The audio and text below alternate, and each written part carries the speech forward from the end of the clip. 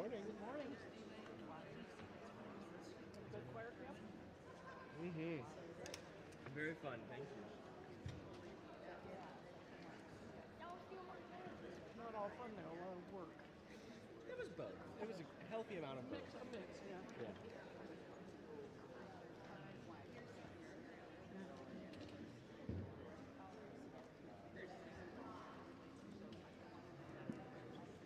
I won't bother you again until late May.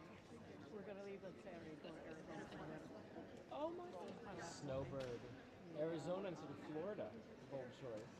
Well, we enjoyed the Arizona desert more than the Florida Humidity. Yeah. Okay.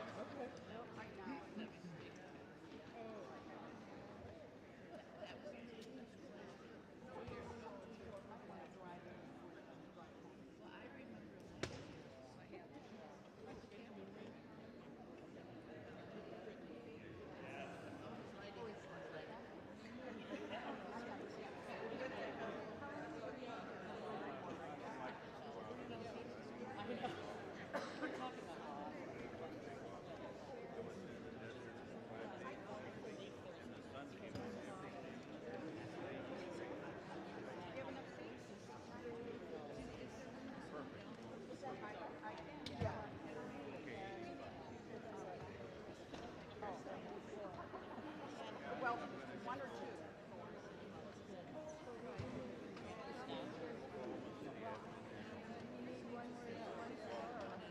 One for Laura.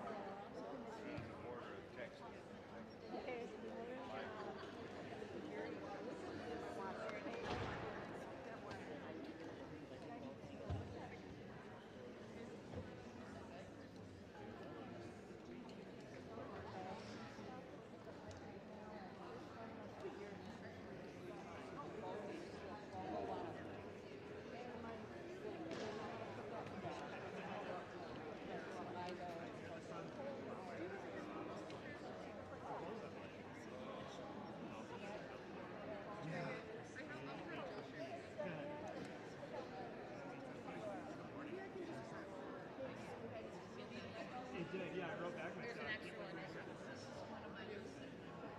Oh my god. Well, oh I know, I mean that's all I got your email.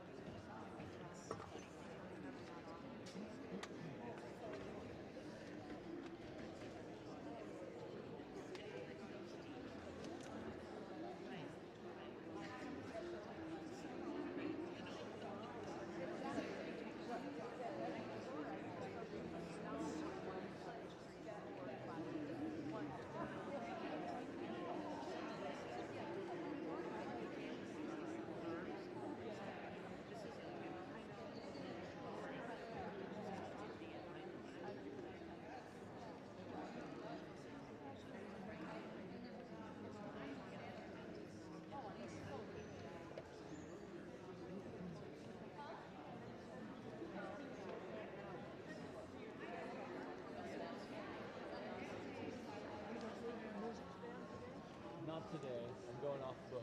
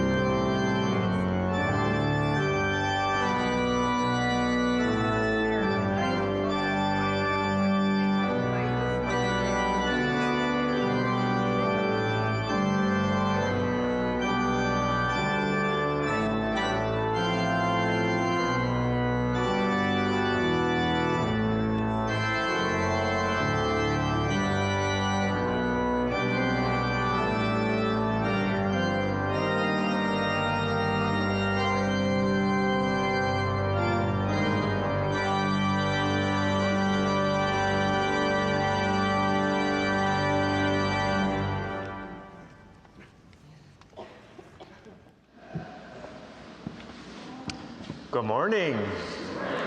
It is good to be with you. My name is Reverend Christopher O. I have the honor and the privilege and the responsibility of serving as the senior minister here at Fountain Street Church, where you have found yourselves this morning, be it in our seats in the company of this beloved community, or online, at home, or elsewhere, or sometime from now. But no matter how you ended up here, no matter your relationship in time or space or connection to this place, each and every one of you, and I say that every week, and I mean it every week, each and every one of you belongs here and has a place of belonging and has something to contribute to this wonderful community. So whether this is your first time here, or you're back after being away for a while, or you've been here your whole life, please know you're welcome here, and I'm honored to share in this hour with you. As we continue this time together, we will begin with our invitation to worship, which will draw us into the themes of peace this morning, a theme, a topic, and a paradigm desperately needed in our world beyond these walls. So hear this invitation to worship from Wendell as it calls upon our collective spirit into this hour of peace with one another. When despair for the world grows in me, and I wake in the night at the least sound in fear of what my life and my children's life might be, I go and lie down where the wood drake rests in his beauty on the water and the great heron feeds. I come into the peace of the wild things who do not tax their lives with forethought or grief. I come into the presence of still water, and I feel above me the day-blind stars waiting with their light. For a time, I rest in the grace of the world, and I am free.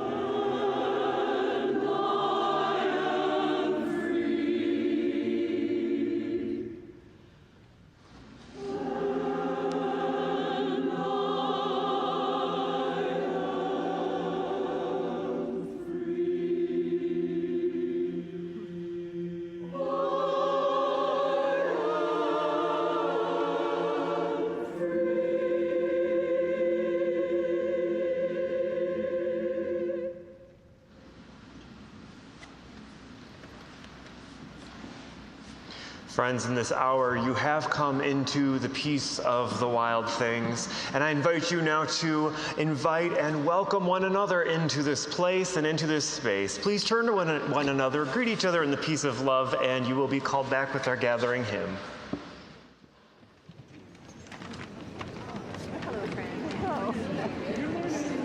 Yes, I remember you, Susan, very well. Okay. Sarah, okay, great. Oh, thanks. I appreciate that. Thank you so much. Hi. Good morning. It's Brenda. Nice to meet you, Austin.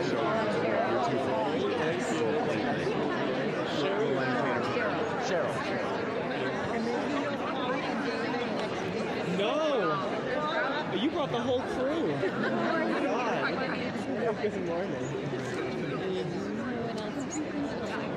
Hello. Good morning. I feel bad. I know, me too. We've got a lot of space behind us here. Really empty space in here.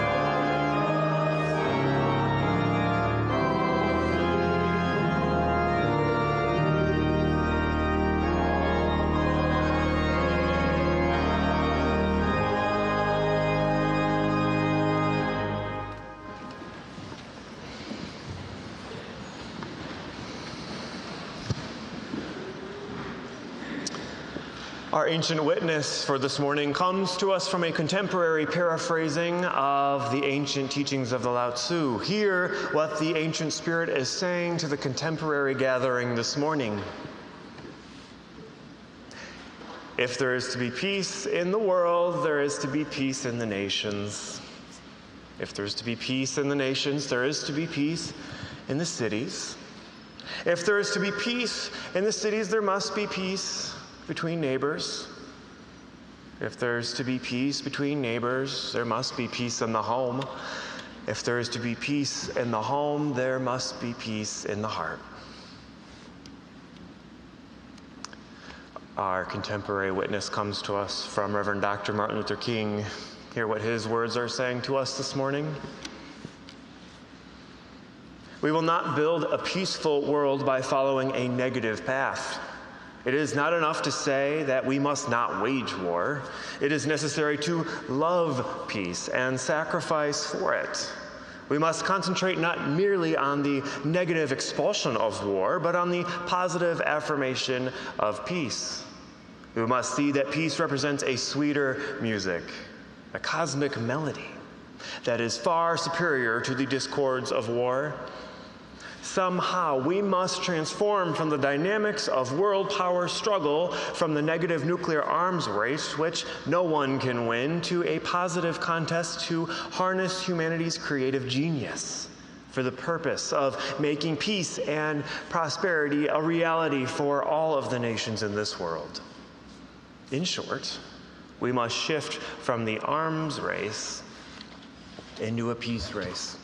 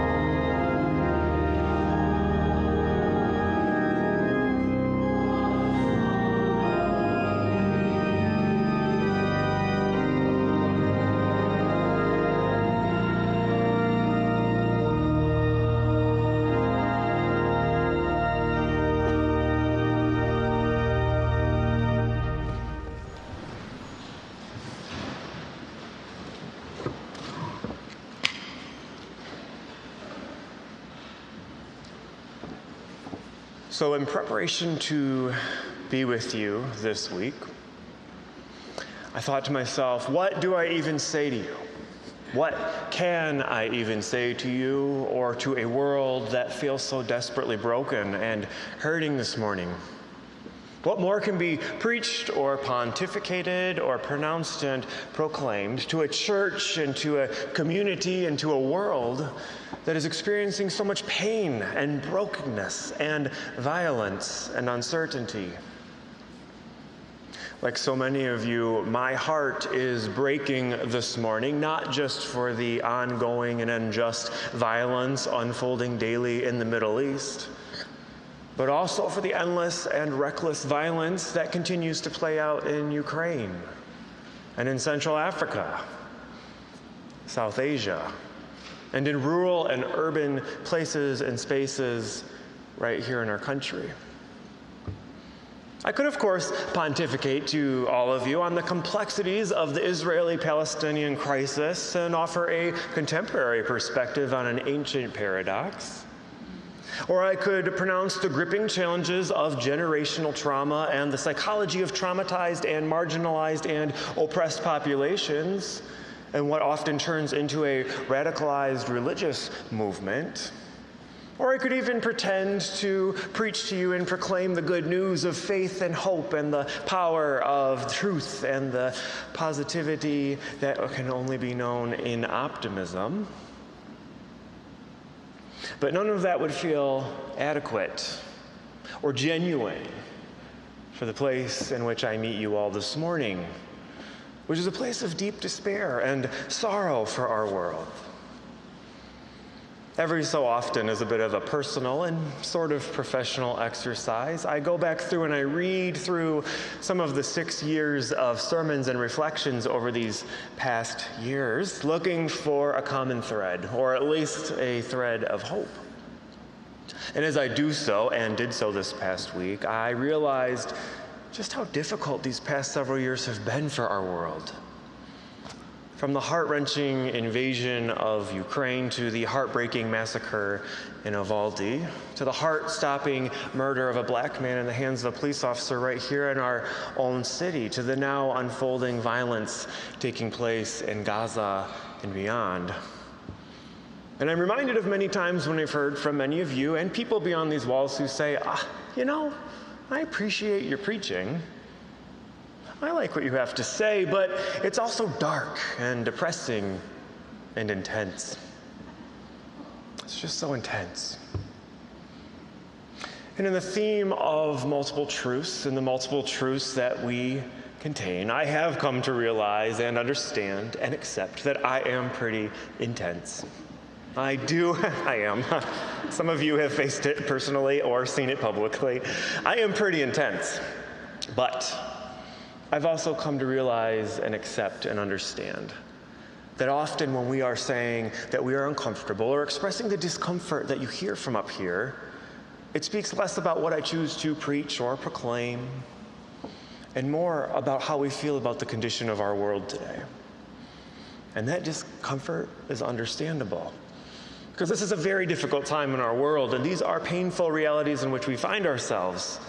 These are unimaginable horrors that we are living through, and this world that we live in is in fact the antithesis of the very world that you and I know could be and should be and must be.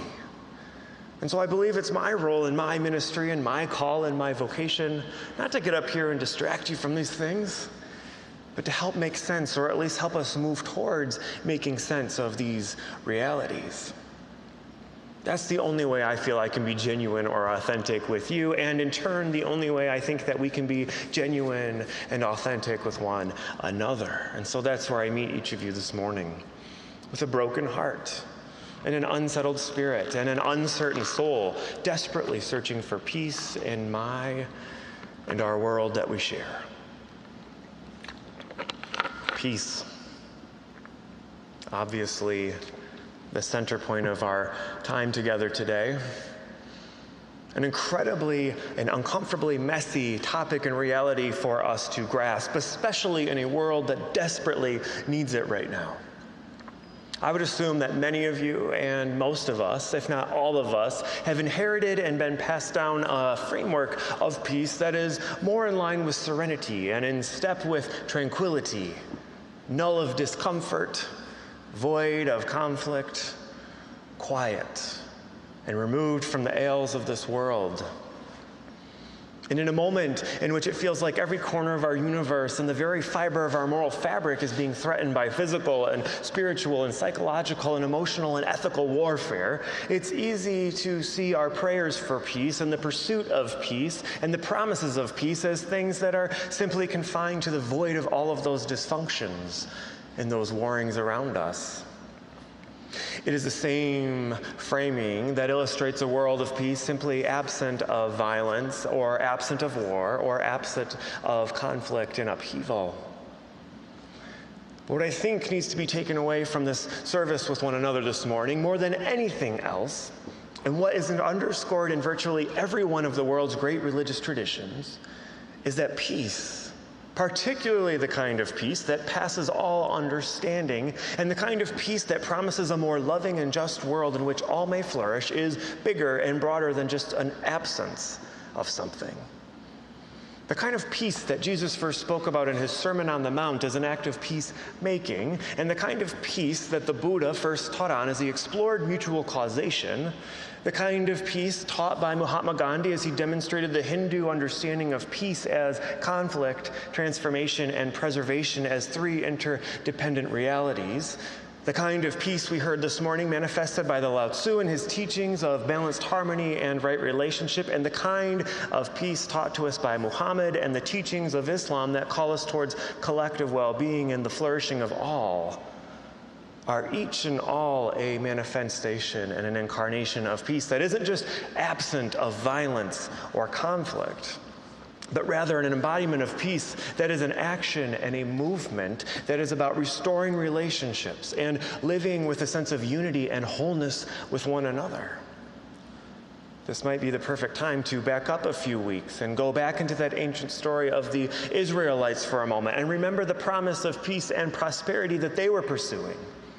Remember with me for just a moment that it was in their story that reminded us that liberation is not just about an oppressive way of being that we are being liberated out of, but rather the kind of world and society and dimension and promise of hope that we are being liberated into. The promises of peace, likewise, are not just about promises of the absence of violence or conflict, but rather the promises of right relationships, compassionate communities, and just societies in which all may flourish mutually and lovingly. The peace activist and peace prophet Nelson Mandela said it even better when he said, "Peace is not just the absence of conflict. Peace is the creation of an environment where all can flourish, regardless of race, color, creed, religion, class, caste, or any other social markers of difference." Peace is the creation of an environment where all can flourish. True peace isn't just a ceasefire or a truce. True peace isn't just the absence of fighting and war. True peace isn't just the end of hostility or the termination of violence. True peace, whether it's in the city square of Kiev or Gaza or Grand Rapids or squarely rooted in the center of our homes and our hearts, isn't just about waving a white flag to those with whom we are in conflict.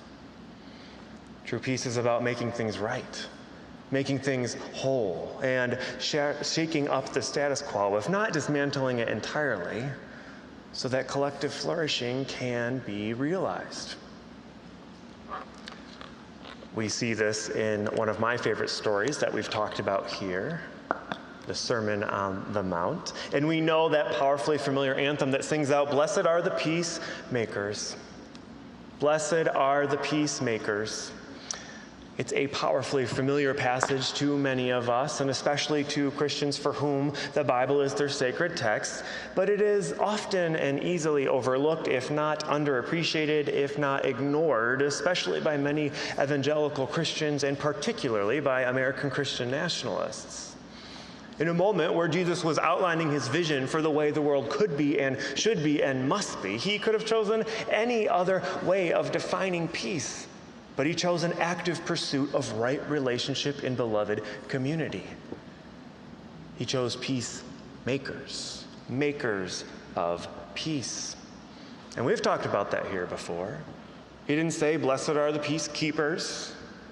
He said, blessed are the peacemakers. Makers of peace. Peacekeepers is an entirely different pursuit. Peacekeeping and keeping of the peace and making peace that's just to keep people still and silent, though important, is not the means to an end for a more just and equitable and loving world, and certainly not the world that Jesus was pushing towards. Peacekeeping only satisfies the need for stillness and quiet while doing nothing to address the status quo that allows for oppression, exploitation, marginalization, and injustice in the first place. Peacekeeping, when insisted by the elite and the powerful and the pharaohs of our time, is nothing more than a tool of spiritual bypassing and a form of spiritual and political gaslighting, because it does nothing to address the injustices and the status quos that continue to harm people. As a tool for spiritual bypassing, peacekeeping keeps the conversation shallow and safe with our family members or our coworkers or our neighbors. And it also allows us to allow someone else to other someone, or invalidate their sacred worth, or cut them off from their divinity that already exists within them. When weighed in the hands of the pharaohs of our time, the pharaohs we have spoken of before, peacekeeping is used to minimize conflict, and yet also help the people who keep the peace benefit from the very unjust structures that have been created in our world. And they rob our world of the pursuit and the opportunity to know right relationship and liberated peace. More frankly put, peacekeeping minimizes conflict, but at the expense of authentic restoration and transformation. And to revisit those words from Mandela, if peace is the creation of an environment where all can flourish, it needs to be understood that peacekeeping is not the modality to get to that environment. It won't be peacekeeping that saves our world. It won't be peacekeeping that truly puts our countries and our nations and our communities in right relationship with one another. Which is why we need to be makers of peace, or peacemakers, as was once outlined by an ancient radical religious movement that has strayed from its roots. And like all of the cultural pivots and seismic spiritual shifts that we've discovered together this year, peacemaking is also a messy, difficult, and uncomfortable task. Think for a moment about the peacemakers that are in our very midst, from black rights civil leaders to women's rights and reproductive rights activists to advocates that fought for LGBTQ rights to communities demanding a collective racial and economic well-being for all people. Peacemakers have always and will always be the ones who do that uncomfortable work of actively engaging conflict for the betterment of our world, and sometimes with devastating pushback or consequences. And I know I'm looking out at a whole sea of peacemakers before me. You know who you are, and you know when you have had to push back against the social norms or the status quo in pursuit of a more loving world for our neighbors.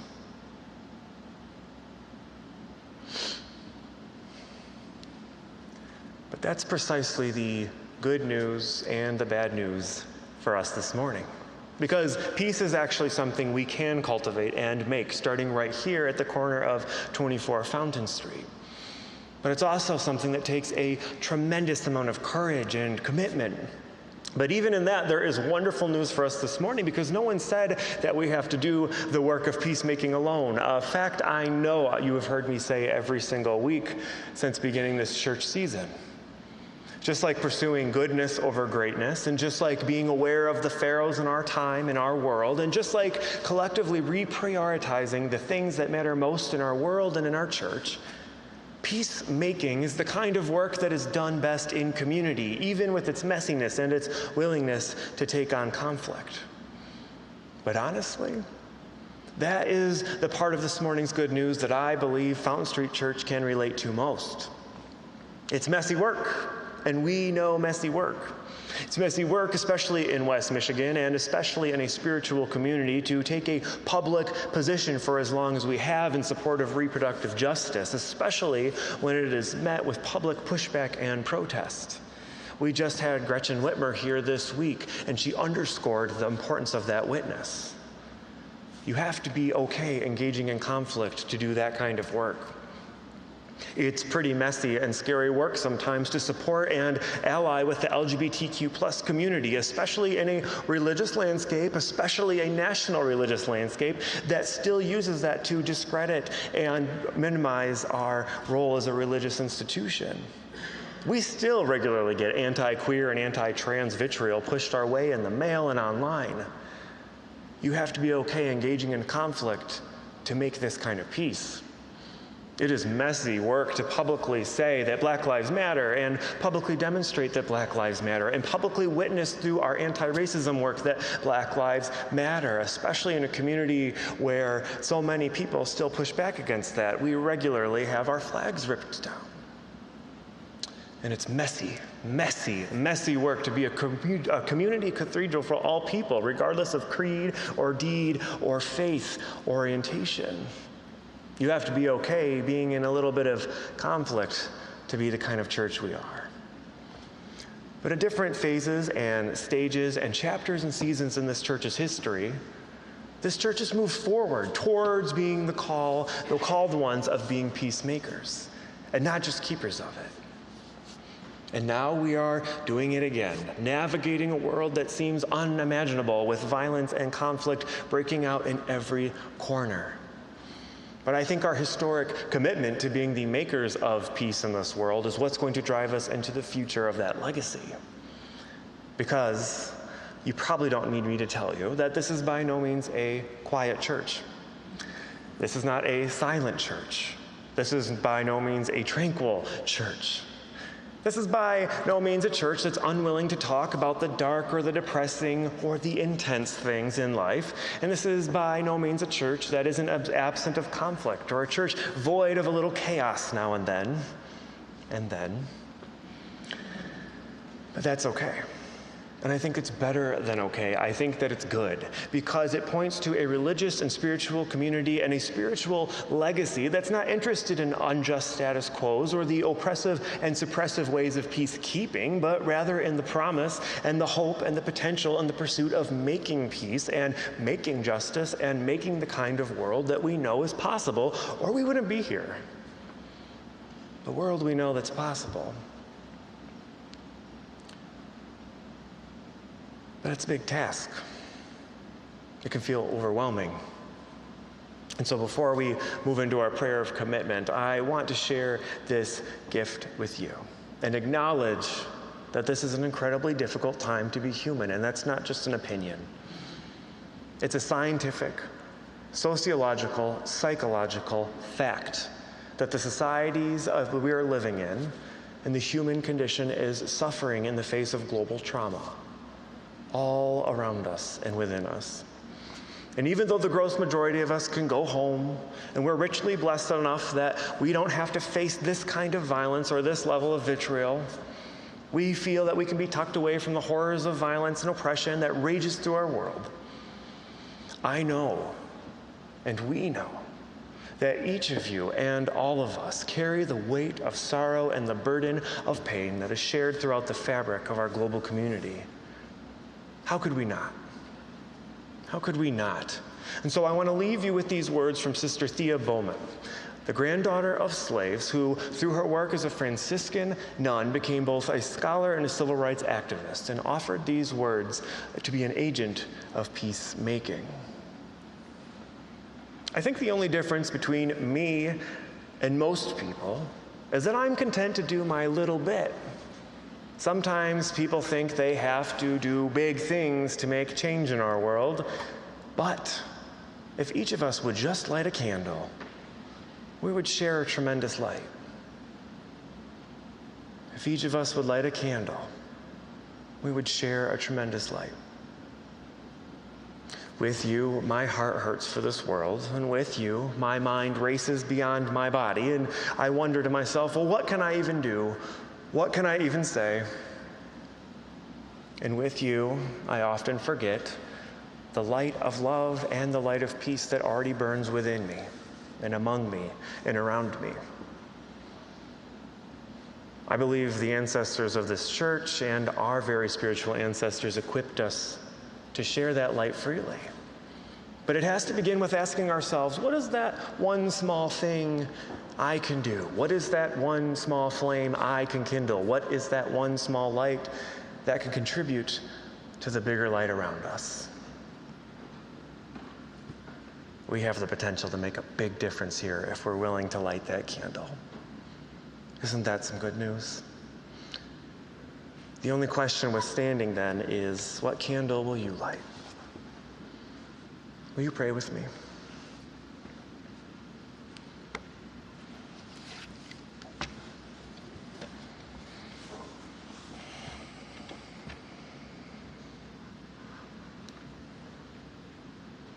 Spirit of peace, known to us in the ancient witness of teachers and prophets, and the contemporary witness of the beloved community that we embody and share. Be with us now as we pursue the call to be makers of peace. This morning our world hurts, and with it we hurt too. The images of loss and the stories of suffering feel like too much and blind our senses to the infinite power of hope and love and justice and peace that freely live and burn within us. Help us to pause. Help us to listen. And help us to see and hear and know and believe the power of peace that already burns within each of us.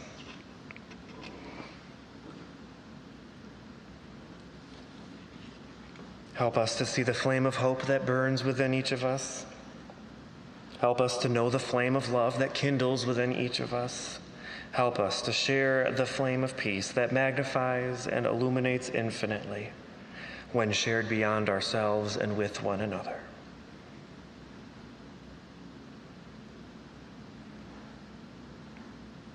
May we be a people of peacemaking. May we be a people committed to doing our one small thing where we can, when we can, to whomever we can in the company of this beloved community. And may it be so. May it be so.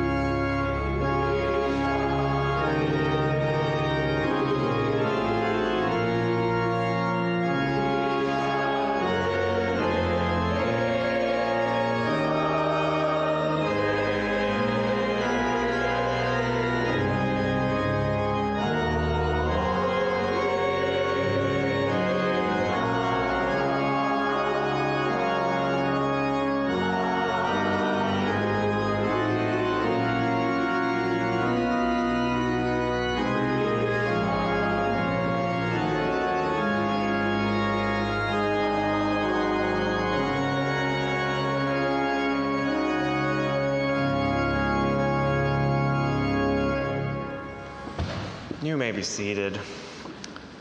Friends, we are a people of hope. One of my favorite lines from that hymn is, "Deep in my heart, I do believe." That is hope. We do believe that someday we will embody the world we know is possible.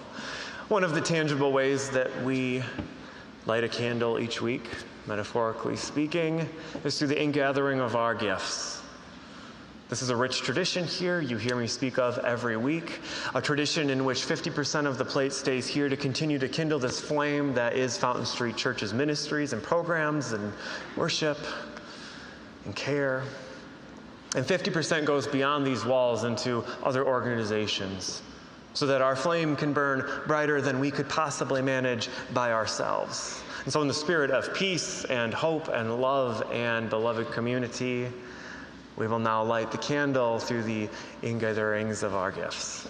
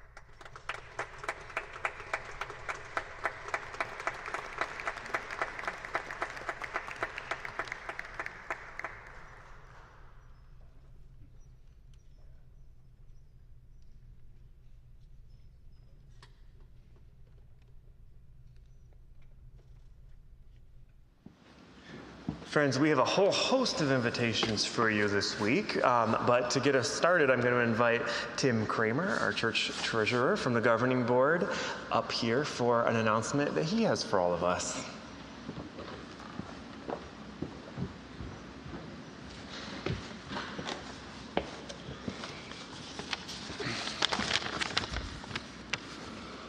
Good morning. As Christopher said, I'm Tim Clamor, current treasurer here at Fountain Street Church. Like most of you, if not all of you, I love this church. Since I first came here in 2005, it's become a very big part of my life. Every year since 2000. That microphone. Oh, So you don't I don't want to cover it. All right, technology still escapes me. So, like I said, I've been coming here since 2005. Since 2006, every year I've made an annual commitment through a pledge, although we're now changing the name of that. But currently we're in the process of developing our budget for next year, 2024. And it's very helpful in this process to have some idea of how much money we're going to have coming in. So, many of you, if not all of you, have received a letter in the mail from the annual giving campaign team, the 2024 annual giving campaign team, which I'm a member of as well. And in that letter, you got a form, looks like this. I'm sure you can all see it well from where you're sitting. It's the annual giving campaign commitment form. If you didn't get one or you don't have it, there's some out on the table in the narthex. You can get them in the office. They'll always be available. So, if you're going to make a campaign commitment, fill out this form. You can mail it in. There's a box out on the table in the narthex. You can drop it in. You can turn it into the office. You can go online, and on the website, the fountainstreet.org website, there's a tab up there that says Giving. Click on the Giving tab, and it will take you, and you can fill out the form there. You can give a one-time contribution. You can set up a pledge for 2024, a commitment. Pay it off in either one payment, several payments, weekly, bi-weekly, however you want to do it. So, last year, we had pledges. We still called them pledges last year. About $570,000, give or take $1,000 or so. We had contributions of record. We based this year's budget on the pledge of $570,000. Contributions of record, which are contributions that people give that aren't towards their pledge but go to the operation of the church, for $100,000. And then also plate. Most of you know, half the money that goes into the plate goes into the church, half goes out to the community. If you do write a check, turn that in, please write in the memo line what it's for so we know, so we're not guessing. Whether it's to the plate, if it's just a contribution to the operations, or if you want it all to go to social action or any other group, committee, fund we have here, just write something in the memo line so we know how to apply that. That's very helpful for myself and for Lori when we're going through these to figure out what your intentions were, okay? So, we just started this campaign, and I wrote down the number I had, and I didn't write it down on the paper I'm reading from.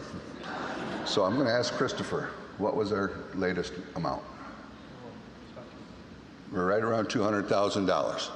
So we're over a third of the way there, what we're looking for.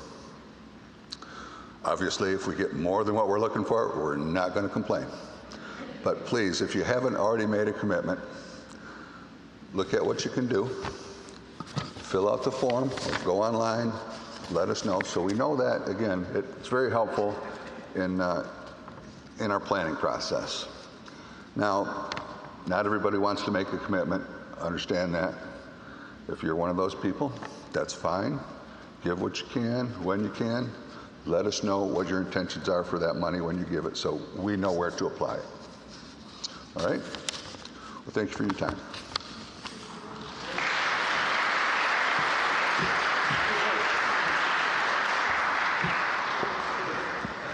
Thank you, Tim. So as I said, we have a whole host of announcements for you this morning and weekly invitations. The first of which is, of course, as always, you are welcome to go to the social hall afterwards for a time of connecting with one another just on social levels or church business or any other matter. We welcome you over there. There's decent or good coffee and decent tea there for all of you. And I don't know why I worded it that way. It was very, just weird. So please go over there and just enjoy one another.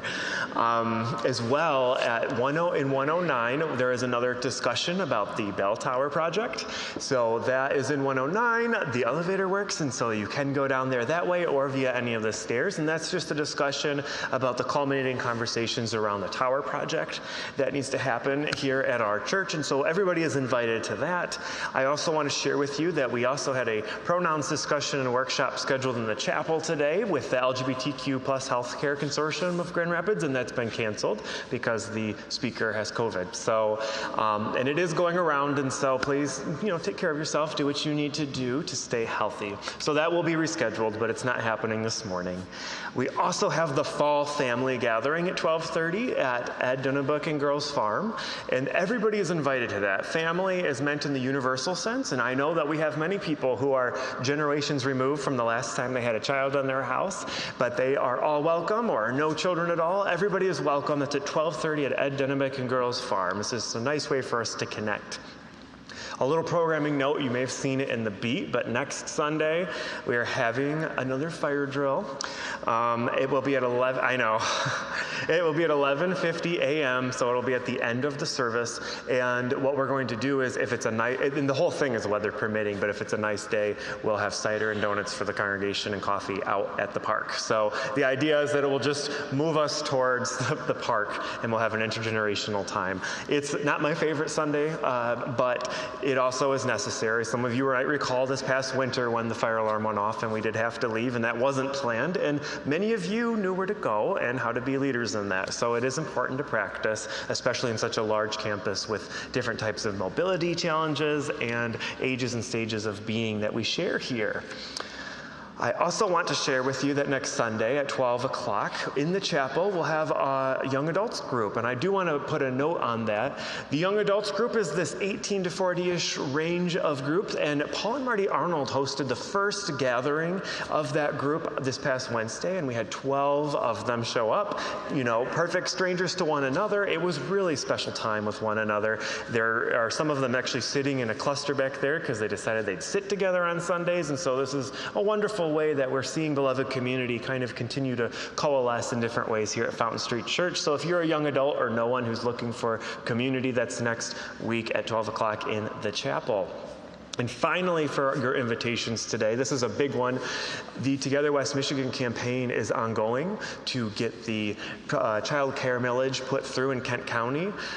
Because of the way our county politics are structured, it's in the hands of a few county commissioners.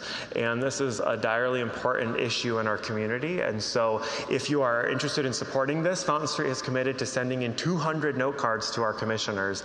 And so all of that information and those cards are available in the social hall. There are Together West Michigan folks from our own church who will be over there. I hope you'll support it. I will be. And it's a simple and free way to support this effort to see the landscape of childcare in West Michigan become more just and inclusive. All right. That's a lot. There's a lot going on here. I always encourage you to look at your beat for more information. Thank you, everybody, for being here. I always like to thank everybody who helped make our time together possible. A huge thank you to Landon for being with us today. A huge thank you to the choir and to Margie for jumping in to accompany today, and of course, Austin. A huge thank you to the AV folks and everybody who make not only this a nice experience for all of us, but also for all of you at home, the ushers, the greeters, the teachers upstairs. It takes a village, and I said that last week, but it's true. The light that burns within us is bright here because there are so many of you that make it so. And that is such a profound gift. And so our blessing this week is to go out, harness the light that's within, and share it freely. You might remember Reverend Jody talking about how she just does 15 minutes a day to make a difference by tending to the monarchs in our world. It doesn't have to be a huge act. It doesn't have to be a harrowing act either. Gosh, maybe start with turning the news off for 15 minutes a day. Maybe start with not reading some of these things 15 minutes a day. Think about the relationships in your old world. Don't worry about, brokering a peace deal in the Middle East. Worry about the relationships we have here. I know I've got candles I can light by revisiting broken relationships here in my local community, and tending to them and nurturing them, atoning where I need to, and seeing a brighter future together. There are many invitations every day to see that candle that burns within you and share it freely. So go forth, a people renewed by love, and a people who are tethered together by the light that we are kindling together. Go in peace and go in love.